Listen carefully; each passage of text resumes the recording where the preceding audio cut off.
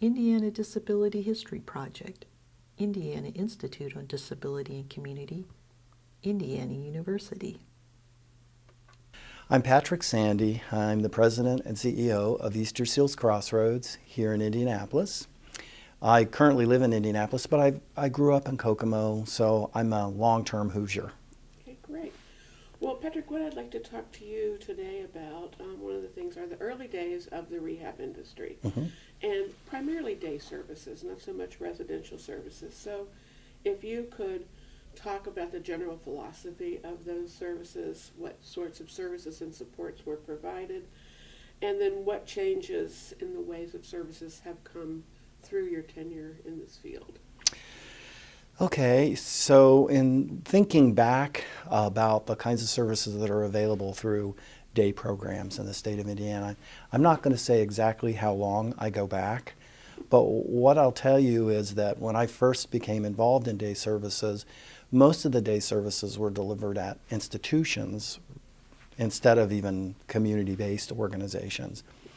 And those services were really oriented towards, I'm going to use the term warehousing people, where they were put in a room and basically someone supervised their activity, but there weren't a lot of planned activities during the course of the day. It was really more oriented to the television being on and maybe cards and magazines, that sort of thing. But not a lot of activities oriented towards trying to help folks be able to explore things about themselves or even learn new skills. So fast forward, we'll talk about day services today. Day services today are evolving. They continue to evolve. They're really oriented towards trying to figure out what each individual wants to achieve, what kinds of interests they have, what sorts of things they'd like to learn about their individual communities, ways that they can be challenged related to just the lifelong learning process. So we're not where we need to be, but we've made huge improvements. Now I think programs are tailored to individuals. They still are, I think, more based in an organization than in the community. I think part of that has to do with funding, that it is kind of expensive to be able to provide the kinds of supports to have people really participate fully in the community every moment of their day. But we've made a lot of progress. So now folks are having the opportunity to be able to direct their own services, be able to make decisions about what they want to participate in and what they don't want to participate in. They are very community engaged, so everyone that participates in them gets an opportunity to be involved in some capacity in the community that's meaningful to them. And how do they figure out what might be meaningful to them, and how do they go about making decisions? How do they go about making decisions regarding what is meaningful? I think there are a lot of different ways. It has to do with looking at the individual and doing person-centered planning when they first become involved with an organization that provides some kind of day programming. And then it's up to the institution to begin to really explore what is meaningful. So it involves talking to the individual or communicating with them verbally or by watching their behaviors and the things that they're able to express non-verbally. It's about talking to family members. It's about talking to other service providers that may be involved in their lives. Other people that may not be members of the family but that are critical to the individual and involved with them. And really doing a discovery about those kinds of things that are important. What works, what doesn't work, what have they expressed interest in before. So those are the kinds of approaches. It's very person-centered. And then a plan is put together that really says these are the things that we really believe are important to the individual. These are the things that we think are going to result in meaningful activity and good learning experiences that match what they're interested in. So we begin to develop programs based on that. You want to move the wire to the middle. It's okay to use your hands, but when your arms hit the... Oh, it makes that, okay. All right. I'm a hand talker, so I mean, Most people I'm are. doing really well at trying to Oh. And you're Now doing you a can go very like nice this. job. Yes, you can go like this. Yeah.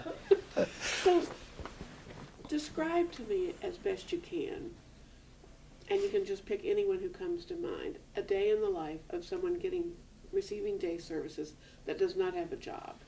So what their day might look like, Okay. or their week, if that's easier. So if I'm to think about an individual that we're supporting and what a typical day might look like for them, I have someone in mind. HIPAA keeps me from telling you who that is, so you'll have to trust me here.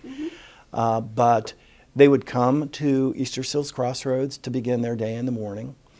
Our day program does provide breakfast, so they would be served a breakfast, and the breakfast menu is really based on the kinds of things that they like to eat or any diet restrictions that they have.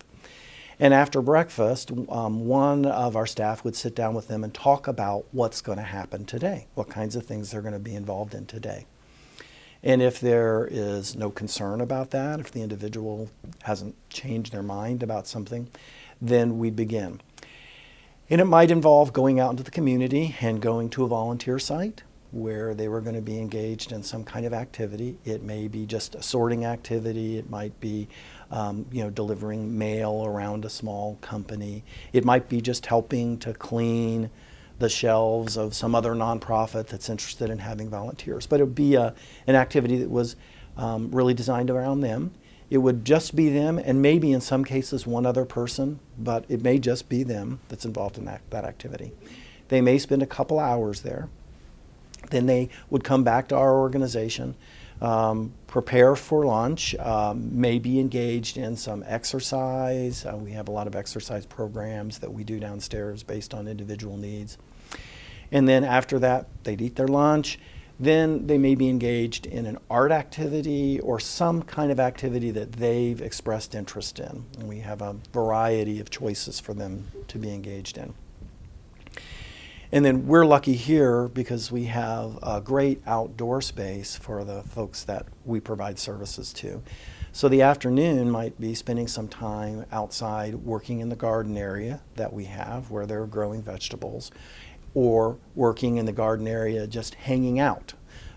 Maybe just talking to other friends that they have down there, or maybe even engaged in some kind of a game, because we do have some green space where we play games out there too. And then they'd come back in, we prepare for their leaving.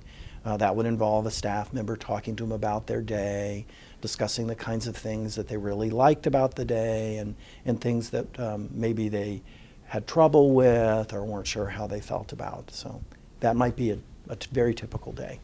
And so this day and this week, basically the activities that you're talking about, the volunteer and all that sort of thing, are figured out based on their person-centered plan. Yes. That's all set up ahead of time, and then you...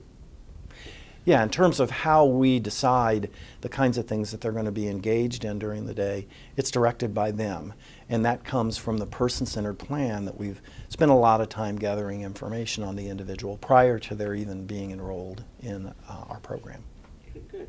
Yeah, we talked to Connie Farrell at length about person-centered planning, so this will be a nice Okay. tie-in with that. Let's see. All right, so we've talked about a lot of the changes that came with services over the years, and there's been a big advocacy movement. And self-advocates now have a really strong voice, and they seem to be more directing of their own plans. People are listening. So I'm hoping you can talk to me about that advocacy movement.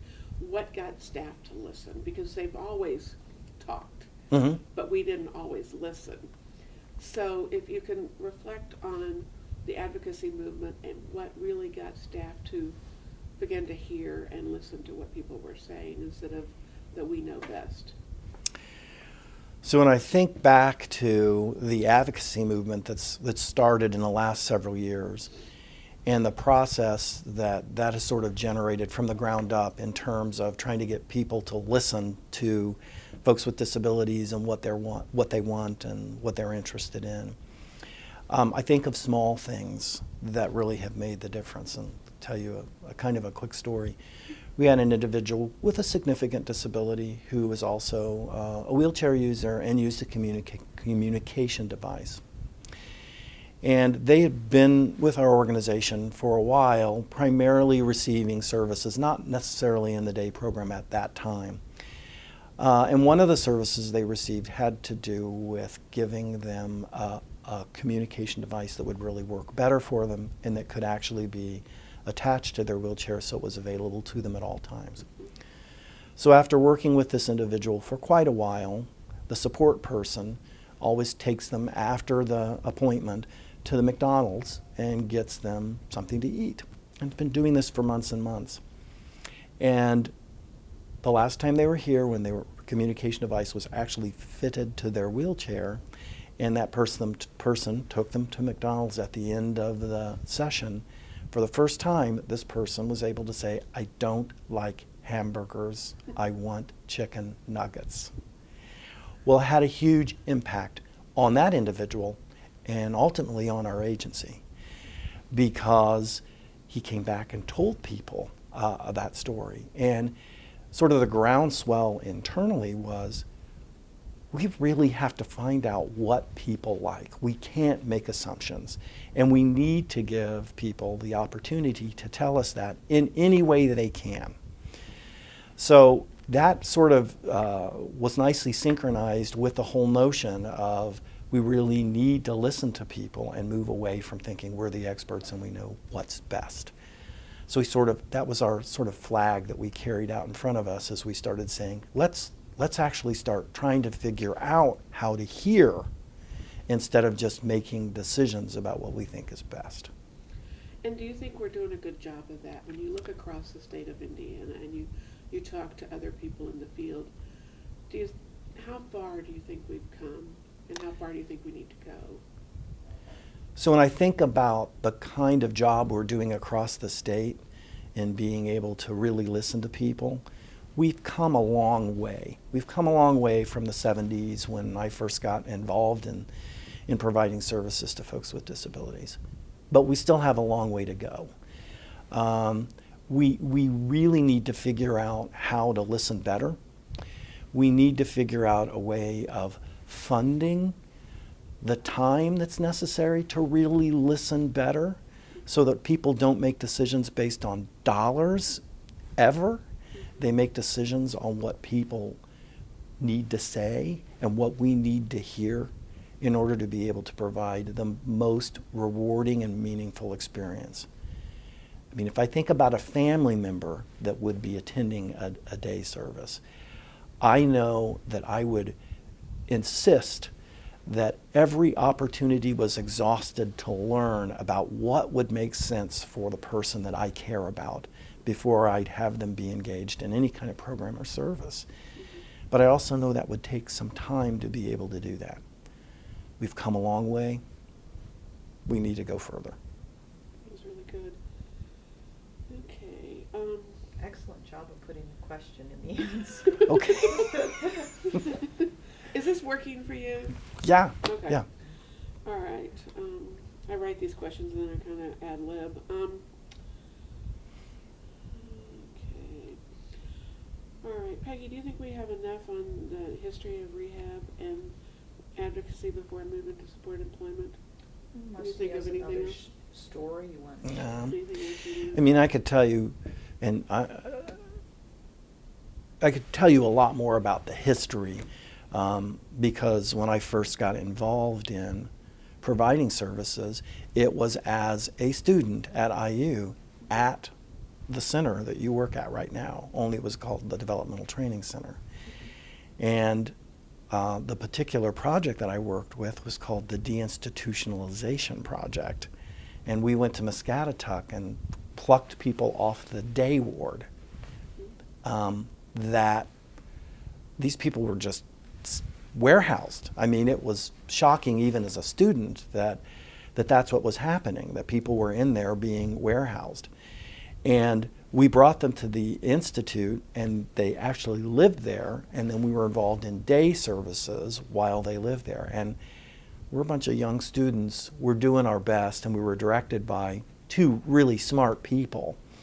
But we just didn't quite get it even then. We were scratching our heads saying, this is wrong. This isn't the right way to do it. but I'm not sure what the right way is. And it was one of the reasons why I decided, oh, this is what I want to do, because up until that point, that wasn't my focus at IU. So I think the experience of seeing people in a situation where you realize they have no control, they have no choice, they have no variety, no texture, there's nothing meaningful to the experience for them is life-changing. If you're open to that, you look at that and just say, this has to change, but how? And as a naive student, I thought, well, we have to just do it all differently. And luckily at IU, we got to try a lot of things, and I think we did really begin to understand some of the ways that we needed to listen. But at the same time, we weren't dealing with the funding issues and all that I think complicated. It's a very complicated puzzle.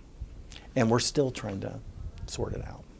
So how long were you involved in the Deinstitutionalization Project? Because we have interviewed people about that, so this would be another nice piece to Okay. complement that. I was involved in the Deinstitutionalization Project for about a year. And at the end of that, became a weekend cottage parent for children with emotional difficulties, another program that was going on at the Institute at that time. So during that year, I learned a lot. I was the advocate for 3 different people that I had.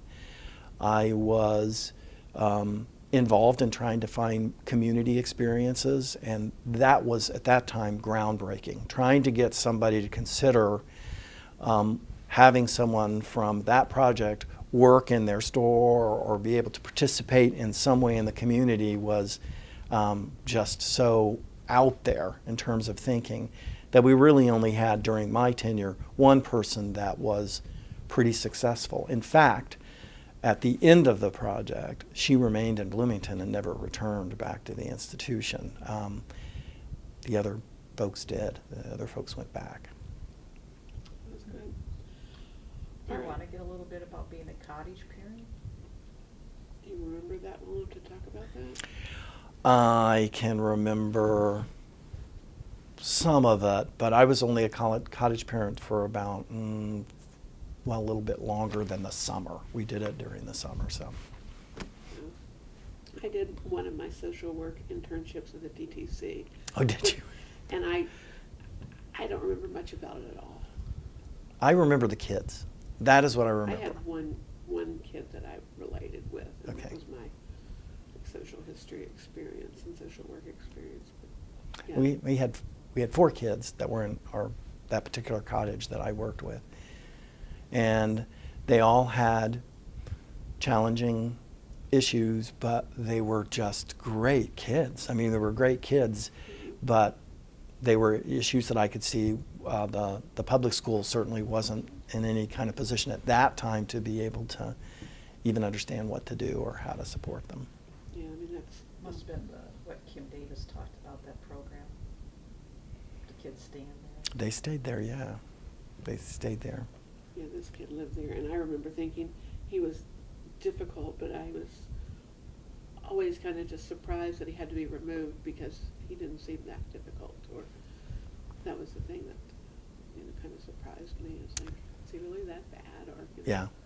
I remember ours. We had one female who only communicated in commercial jingles, and you couldn't get her to talk, but she could sing a commercial jingle really well. And that was presented a little bit of a challenge. And then another kid that was really, really totally infatuated with the Pontchartrain Bridge, and that's all he ever really wanted to talk about. And it could create a problem if you didn't want to talk about that.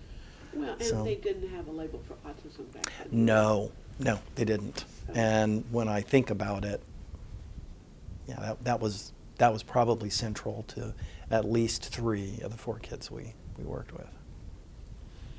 All right, well, good. We ready to move into support employment? Okay, sure. Okay, so what I want to basically hear about this, and then I can ask you some more pro questions, but tell me about the movement, what brought it to Indiana, who led it, challenges and barriers, and then we'll go on to a few more discussions. Okay, I think that the movement was driven by a couple of different things. It was driven in part by families saying, I think I would like my child to have the opportunity to consider working in the community. It was also driven by research that was being done at universities that showed that folks with disabilities could learn to do a variety of things if you use some sort of systematic learning process. And I know you're familiar with the Gold Project and the bicycles and all of that. That was very eye-opening because I couldn't put the gears together for a bicycle, and I don't even have confidence that I could master that at any point. So then being able to see how that was done was certainly very inspirational, and made people who were involved in the field scratch their head and say, whoa, boy, this opens up a whole world of possibility.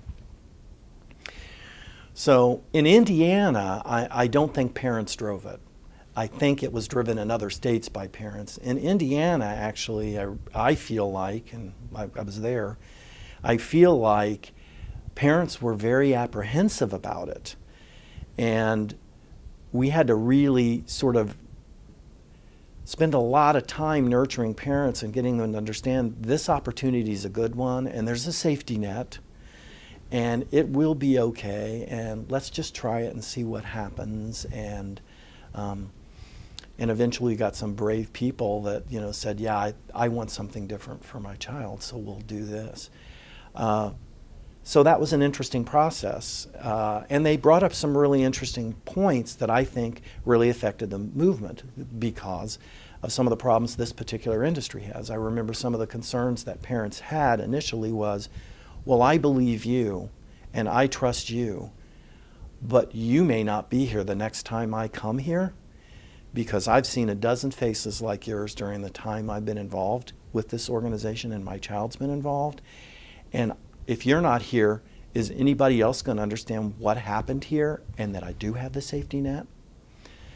And those kinds of conversations were hard for us to hear because we were full of energy and excitement about this new possibility. But they're right.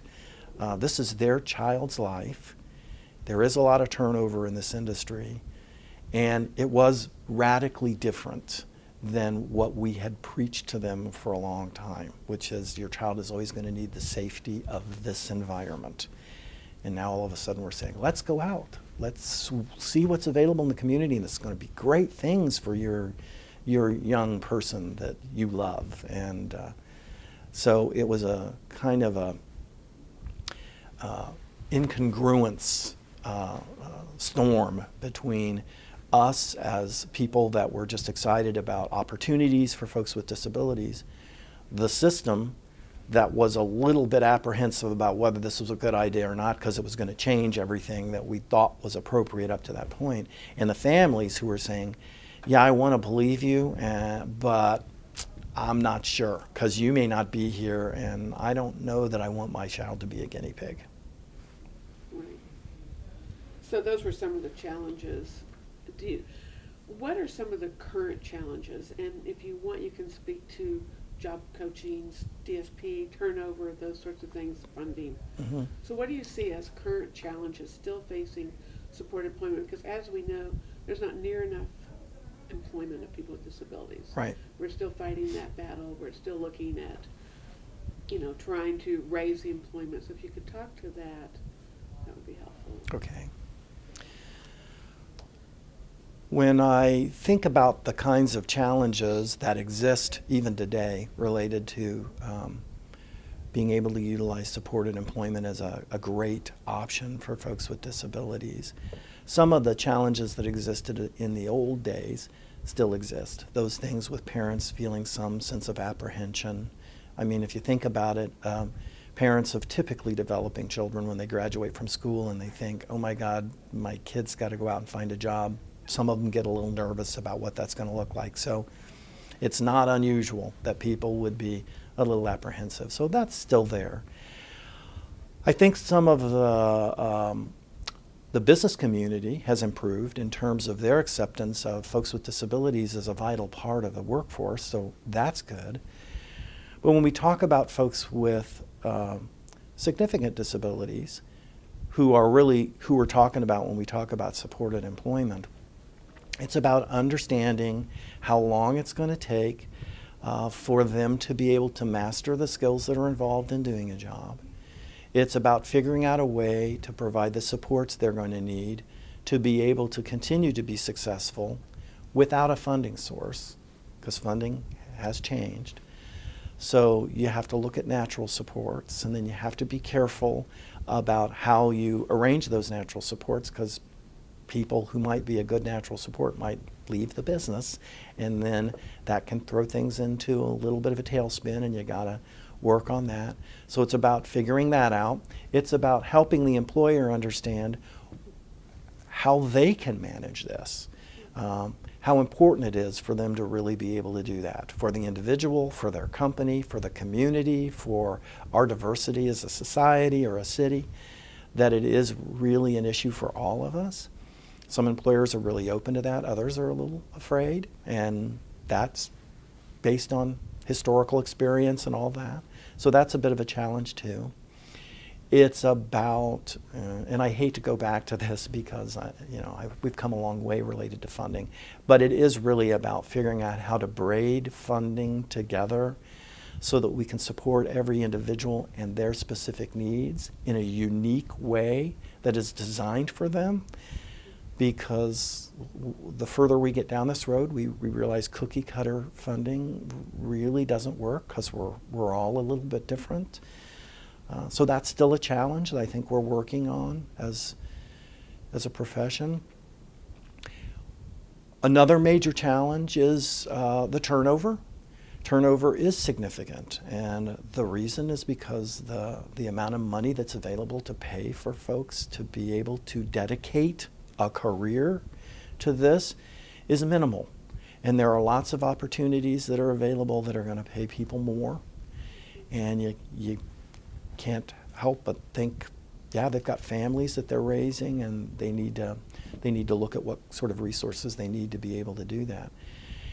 When you look at the skills that are involved in really being able to effectively support individuals with significant disabilities in community settings and build the supports they need to be able to sustain it, it takes a smart person.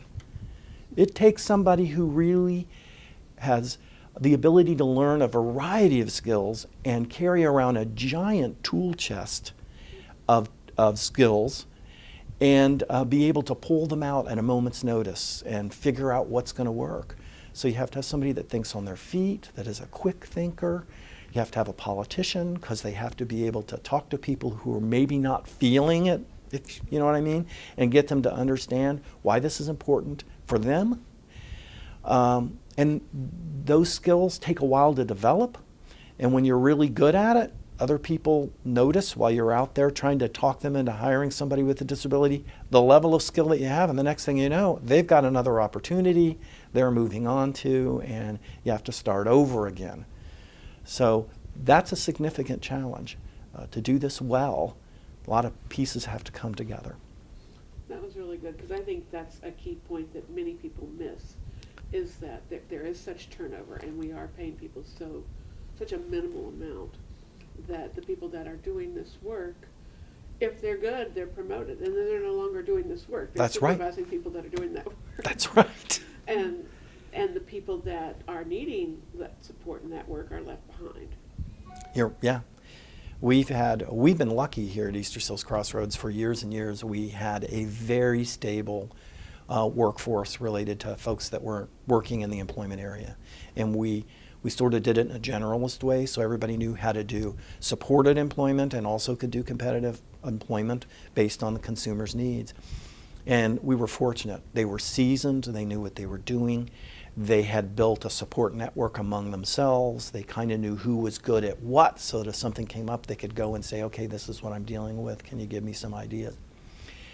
And then with the change in vocational rehabilitation's funding mechanism, and I'm not judging whether or not that change was needed. In fact, I'm going to go out so far as to say it probably was, because things weren't working everywhere the way they should have. But that funding change resulted in a lot more of a process where it took a lot more time to document everything. It took a lot more time to assemble all the information that VR counselors would want. The discovery process was strongly encouraged. Well, our folks were doing the discovery process before, but they weren't used to documenting it in such a way that it required now. We had half of our employment staff leave within the first year. And most of them said, the reason I'm leaving is it's just too much. Trying to sort this out and how to do it well is too much. I love working with the people, but all of this stuff is just no fun. And we're building it back up. We had some, long-termers stay, and now they're getting it. It takes a while to get into the sync of a system and how to make it work, how to actualize it from a plan to what you're really doing. So we're coming back from it, but that created a challenge too. That's really good. Do we want more on employment? Because I want to talk to him. How are we doing on time? About 5 after 10. Okay, but I want to talk to him still about potentially late life issues or retirement or. I mean, we're gonna get other pieces of employment. We have some, so, we can always come back and get some other areas. Okay. Anything else you want to say about employment? Well, I did want to ask you about employment first movement, because that's something that we haven't talked to anyone about. Okay. Can you talk about the employment first movement and how that's a little different? Yeah, when I think about employment first and what's happening now related to that, I think about how there are so many players that have to be convinced here that this is a good thing. And they need to be convinced before they're mandated, if that makes any sense. Because if you're trying to tell somebody they're going to do something before you've spent the time explaining all the reasons why it's beneficial to do that so that they can make that part of their DNA, you get resistance that's unnecessary. So when I look at Employment First now and some of the things that are happening related to WIOA and Employment First, I think that sheltered programs, for example, and the pipeline that's being cut off of kids that are moving from high school programs directly into sheltered workshops, that we're getting a lot of resistance. And I think part of the resistance is because schools are not convinced that it's the right thing to do. We haven't taken the time to really educate those people who are operating that pipeline as to why that needs to come down to a trickle and maybe even stop. We haven't taken time to really help families understand why it's important that options for community-based employment, options for participation in the community are so vitally important to their child, and how that can be done in a way that helps the child continue to grow and helps the community continue to grow and provides for a better life experience for everybody that's involved. I believe that if we can get everybody connected in the educational process so that they're all working towards the same thing and understand the reason behind it, the Employment First movement is going to be successful. But that's going to take some time. One of the things that I've recently heard about, and then I looked it up, and it sounds like it's been around for a long time, but VR is now funding what's called a discovery phase in terms of helping people be able to retain a job, to get a better job match, because you're spending that one-on-one time coming up with some themes and figuring out what really makes sense for the person in terms of a career. Can you talk about that, and if that's been successful and people are really utilizing that time to do this, and if it sounds really good, but is it true, and do you really see people spending the 40 to 60 hours that I understand that is allotted for this discovery phase? Yeah. When I talked earlier about vocational rehabilitation and some of the things that they changed related to their new process, one of the big things was this whole piece of discovery. And they added discovery because they felt that the information that's available regarding the success of consumers in supported employment seemed to be dependent on how well you really discovered what it was going to take to have a good match.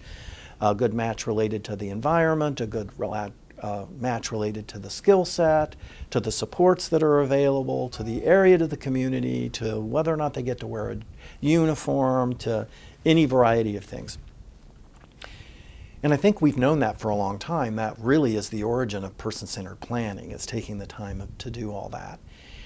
And I think some agencies around the state were really engaged in doing discovery as part of the process that they would engage in trying to find an employment scenario. Those are the ones that I think were more successful. I'm glad that now VR has said, let's just build it into the system.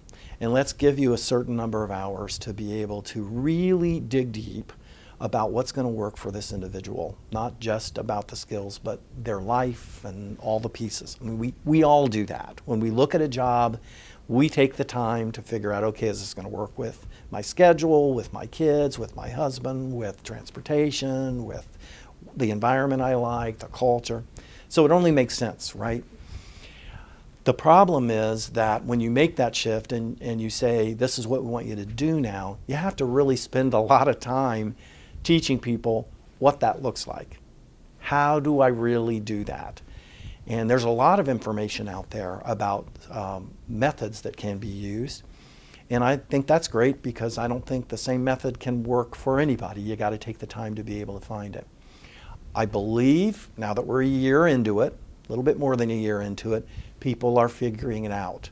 And people are doing a better job of really being able to employ discovery as part of the process. But initially it was just a little bit foreign, and we had a little trouble being able to get the information out about how to do it and the options that you might have to do it before we said, you're going to do it. That's good. Yeah, it's nice that it's all kind of tying back into person-centered planning and Yeah, looking at Wish you individuals. weren't doing the interview because I want to talk. This is a conversation. I know, but yeah, I mean, it is so, to me, it's just so much common sense. I mean, it's the work we did in Martinsville 30 years ago. Yeah. And we're still banging on the door Right. saying, hey, are you Yeah, listening? yeah. But the doors will, now we can stick our head in and say, wait. Right, and it's stuff, you've been doing for 30 years, 40 years. But it's, so, I'm glad to hear that, and it is interesting in talking to people that are trying to do this work, and I do a lot of work with Life Designs and Susie, and so it's just such a struggle, and you're still thinking, why is this so hard? but it is. I mean, people figuring out how to use discovery is really hard. It is. Because it isn't a natural thing, particularly if they've been doing this work for a while. They are so programmed to do the things that they know are their structured job, and discovery is more exploratory and more creative. And Well, some people are uncomfortable with that. They are, and also, this all comes back to systems. And I know there have to be systems that sort of you use as your guideline as you go through things. But when you think about the system for funding that was in place before this one, it was performance-based. So really the motivation there, just by the nature of the system itself, was let's get through this as quickly as we can, let's figure out what's going to work and get the person into a job because we don't get paid until they're working. And that sounds cold and calculated, that it has to be about money, but in fact, we can't keep the doors open if we don't get paid. So people are driven not so much to what needs to be done for that individual in that process, they are more driven by let's reach an outcome that's going to result in a reimbursement so we can work with more people. That's why I think it was important that the system change in terms of how they're funding things. But at the same time, you can't create a whole new paradigm and then just expect that overnight people are going to understand it, buy into it, appreciate it, understand that the advantage that it really gives you as a provider to be able to do a better job, because the mindset set is still there of, I got to get this person through. If I get them through, then I'll have another person I can work with, and I need to be paying attention to this because the doors need to stay open. So I don't know what the answer is, but we can't constantly be worried about, are we going to achieve enough success financially to be able to afford us to continue to achieve success with individuals. And this is a good first step to really focus on the individual instead of the outcome, because the outcome is going to be a natural outcome if you do the discovery correctly. And Yes, spend the time. yeah, and take the time to do it and get the skills so that you can do it. So what do you think is the biggest challenge facing people with disabilities today? You know, and if you're looking towards the future, what sorts of challenges, new things do they have to look forward to in terms of the support they're going to get? How do you see lives for people with disabilities down the road? Well, that's a great question. And when I think about what the lives of persons that we support, folks with disabilities, might look like in the future, and I've got to give that some thought, because I can tell you what I'd like them to look like. And that's the picture that I keep trying to move towards in terms of my professional goals. But it's a life where they are included in the community in capacities that they are interested in being included in the community in, where they have options for jobs that pay them living wages and offer them opportunities to make choices about things they want to do in their lives, that they have non-obtrusive supports to be able to do that, and that includes people that care about them, in addition to paid service providers, that the industry has figured out how to fund things so that it matches the needs of the individual and as a person, a singular person, instead of the needs of the population, if that makes sense. We need to look at each individual instead of just putting them in a category and saying, well, this is what this category needs, because most of the people that I've known in my life that I care about the most don't fit in any category at all.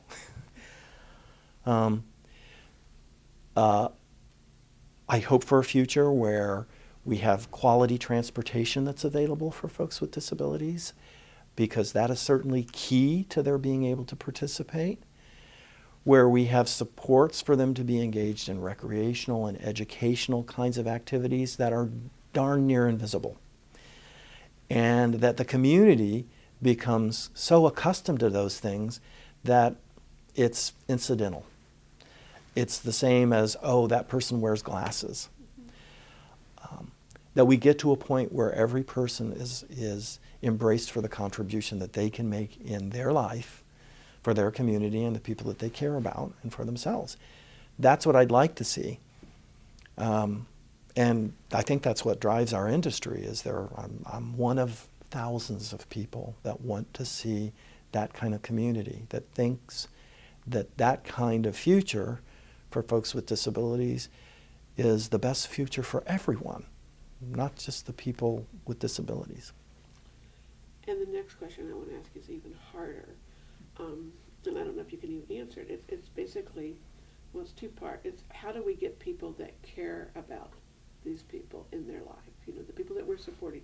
And you talked about you want people that are paid and non-paid to care about them. So how do we get people that aren't paid to care about a person? And then secondly, what's keeping us from this vision that we all want?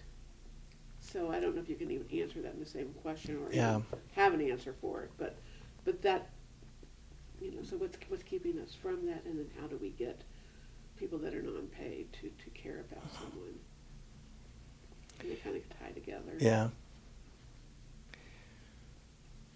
When I think about the dilemma that I think is created by my picture of the future that includes people who are unpaid supporting folks with disabilities.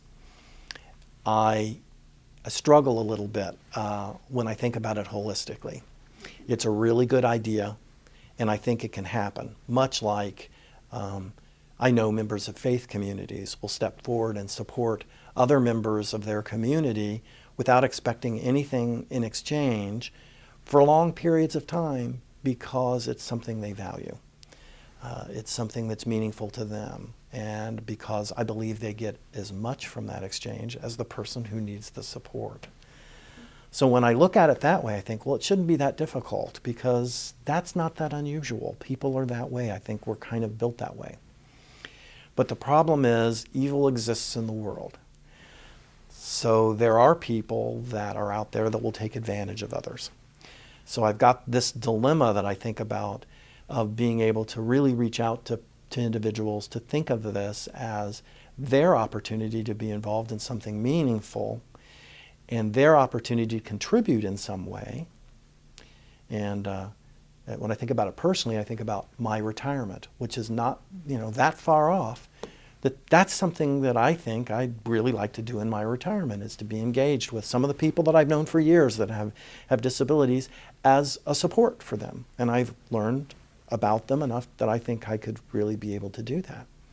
But how do you vet these non-paid supports in a way that you can make sure that the person with a disability is really receiving a service that isn't capitalizing on their disability in some way, in a negative way? So that's kind of my dilemma when I think about it. We have to have some means of being able to have people come forward, express an interest in being able to do that, and then a way of being able to determine, is there a secondary motivation here? No, then let's move them forward and begin the process of getting to know somebody so that you can provide that support. So it makes my head hurt to think about how to do it, but I think there's a way. And I think there are people out there that want to do that.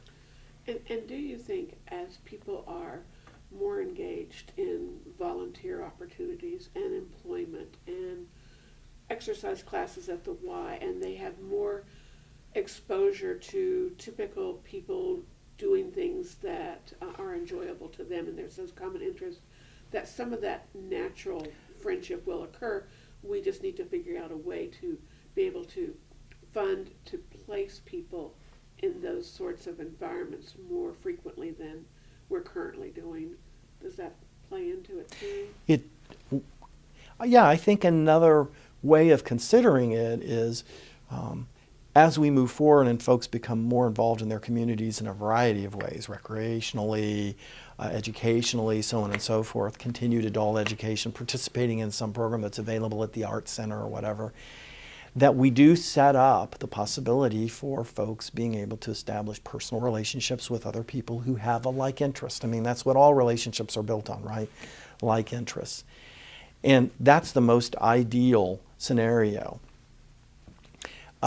But sort of a primer to that is that we have to get folks that exist in those environments to be comfortable with the fact that that individuals with disabilities are, in fact, potential candidates for friendship.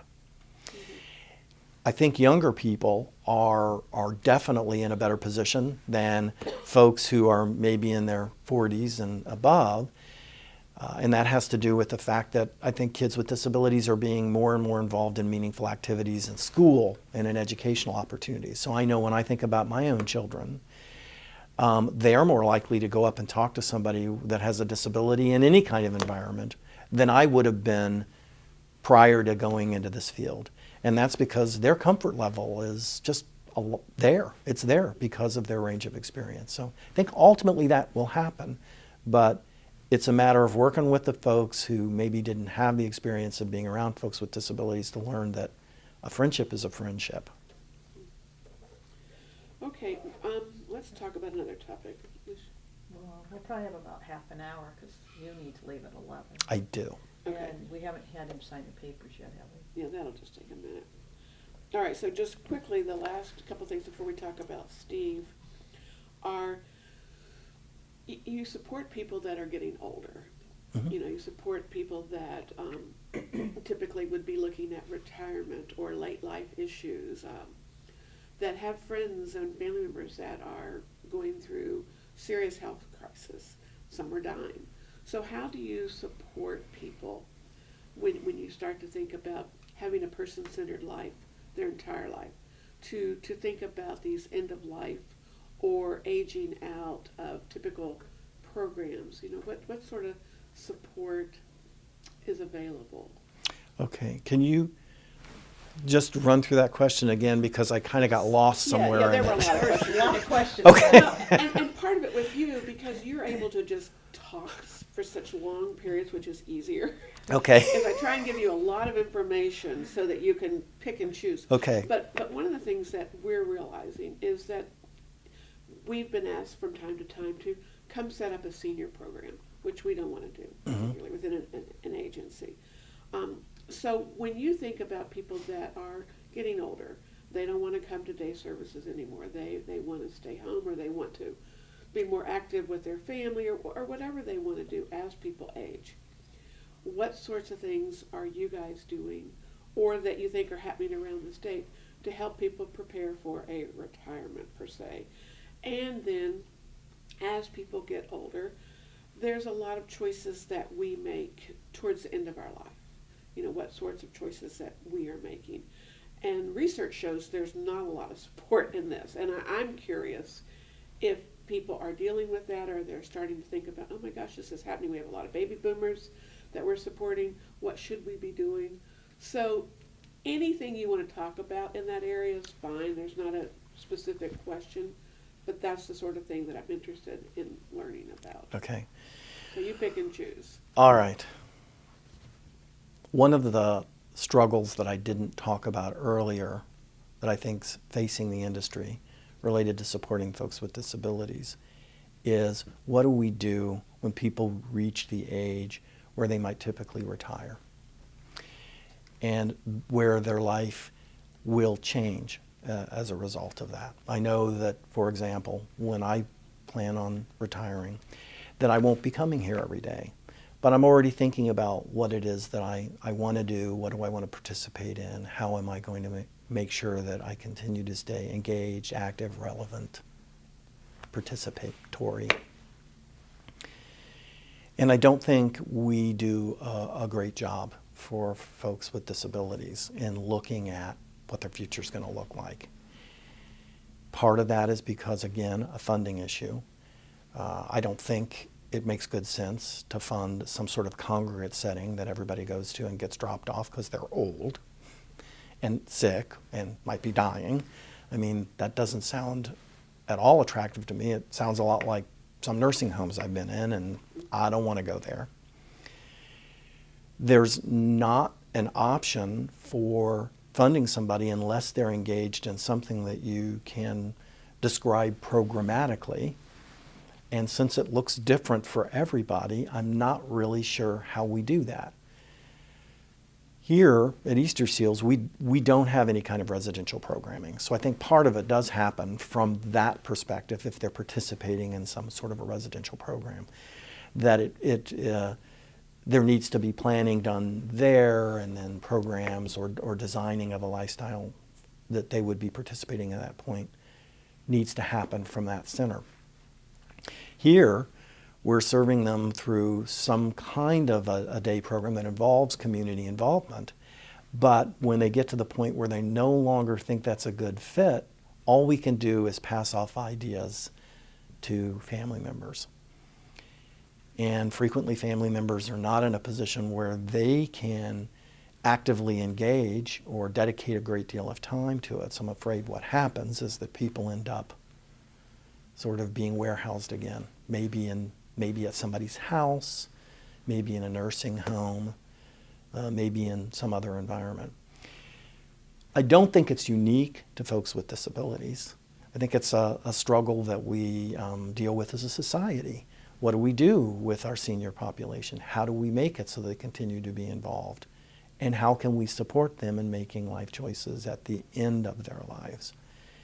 So it's maybe something we can work on together, folks that are typically developing and folks with disabilities, so we can figure out a way of of improving that picture.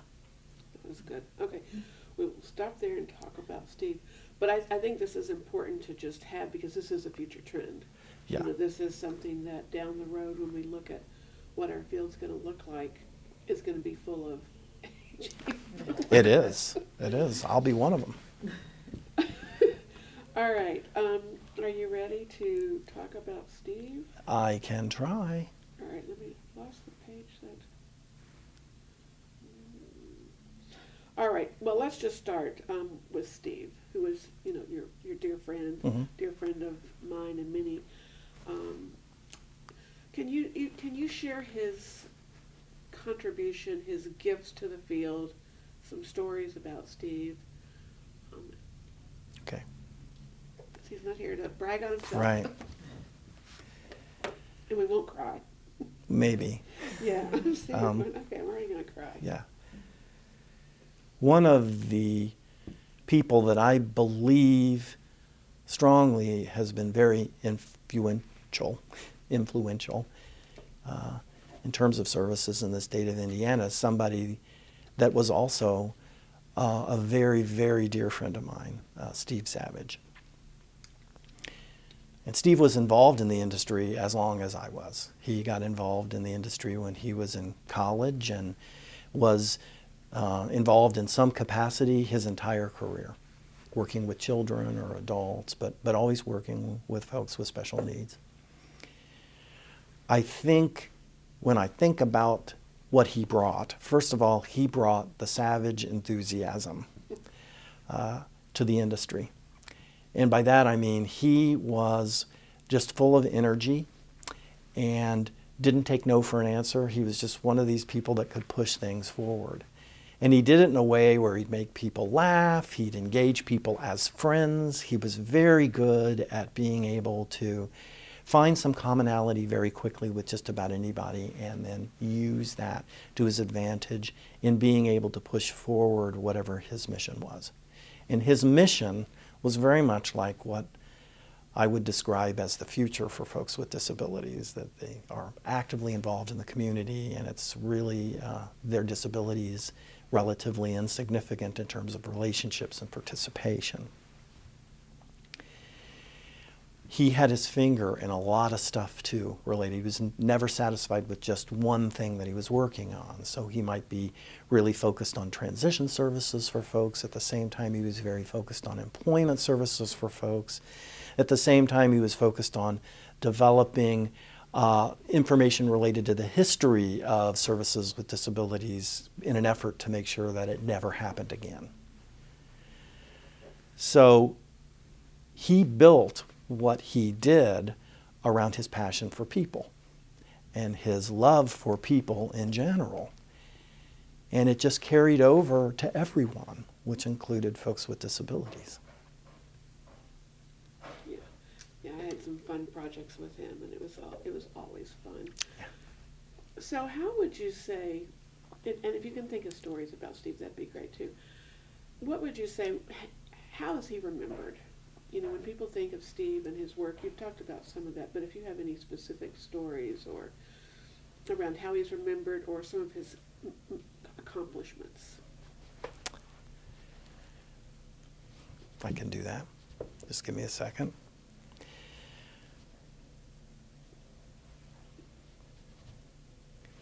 How I remember Steve Savage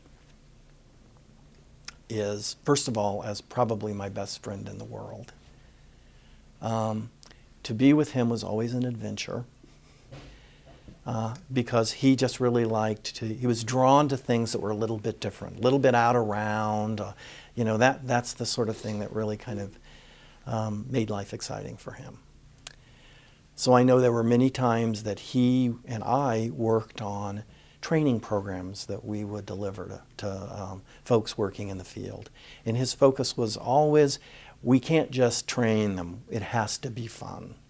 They're only going to remember this if it's fun, if it's interesting, if there's a way for them to participate, if there's a funny story to tell at the end or a sad story to tell. Then they're going to take it home and they're going to remember it and they're going to tell other people.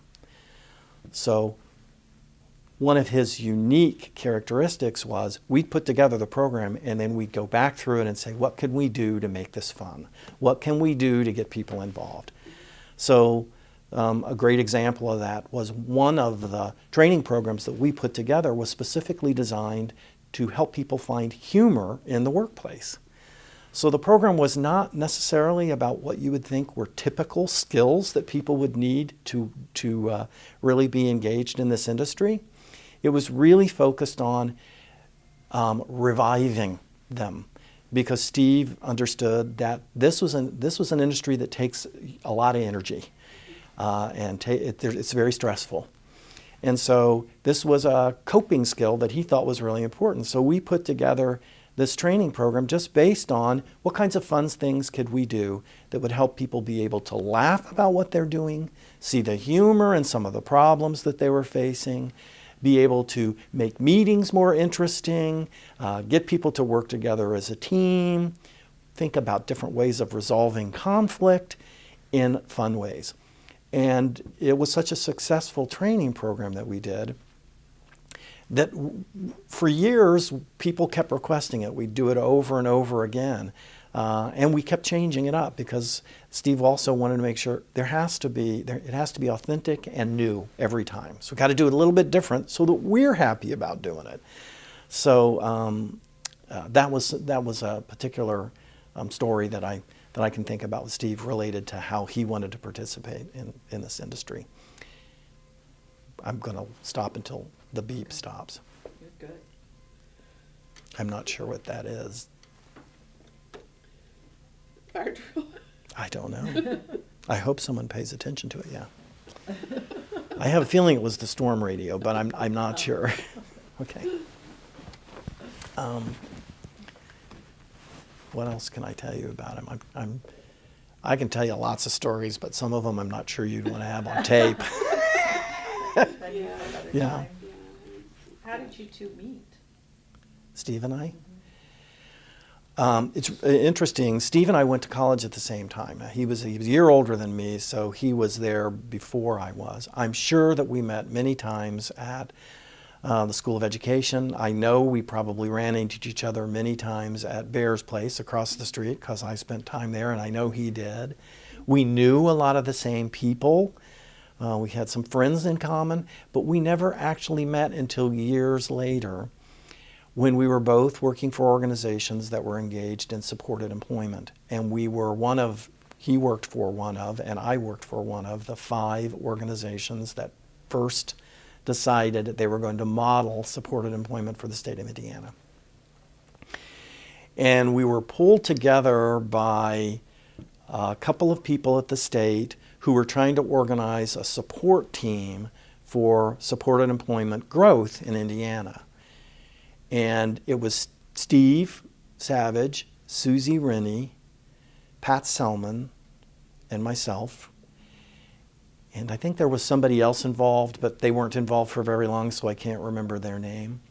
And we met to talk about what were we finding that was difficult, what were some of the challenges, how were we supporting consumers and families in this process, what successes had we achieved, how did we go about achieving those successes, so that we had a way of being able to provide information to other organizations that might be interested in exploring this as an option for their consumers from people here in Indiana that were actually doing it.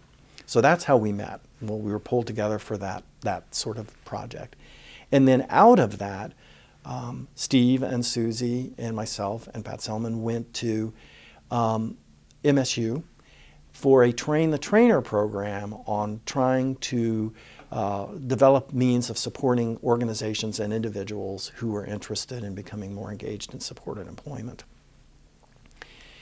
And we gelled as a group. It was like something happened that was kind of magic, because I remained very close friends with all the individuals that were involved in that at the very beginning. And we did that training program for 25 years. In fact, we decided that we would stop doing that program and that it was going to be easier to turn that over to the Institute to continue to operate, because all of us were either CEOs in organizations or were considering retiring in the near future, and it seemed like maybe we should step back and let the Institute really provide that technical assistance, maybe not in the same way, but figure out how to do it best right now. We made that decision. We stopped providing. We did the last training in December, and Steve died in February. So it seemed like somehow he had some information that we didn't have about how much time he had left. Yeah, that was really good. Anything else you want to say? I know it's hard because, like you say, there's so much, and then what do you say? Yeah. Probably one of the gifts that Steve gave to the state of Indiana, and they probably don't even recognize it in terms of supported employment, was that he was an incredible mouthpiece for what to do, how to do it, why to do it, and how much fun it is to do it. And to frame it that way for people that are just coming into the industry is an absolute gift, because you don't have people that are just taking this as a job. You have people who might have taken it as a job, but then have had the opportunity to meet somebody who said, boy, is this fun? Is this exciting? You're going to be able to do such cool things, and you're going to make a difference. And do it in a genuine way that, you know, people can tell when something's genuine and when it's not. In a genuine way that people are drawn to. I never in my life met anybody that could do it like he could, and that could inspire people the way that he did it. All right. Well, stretch and take a little Okay. break.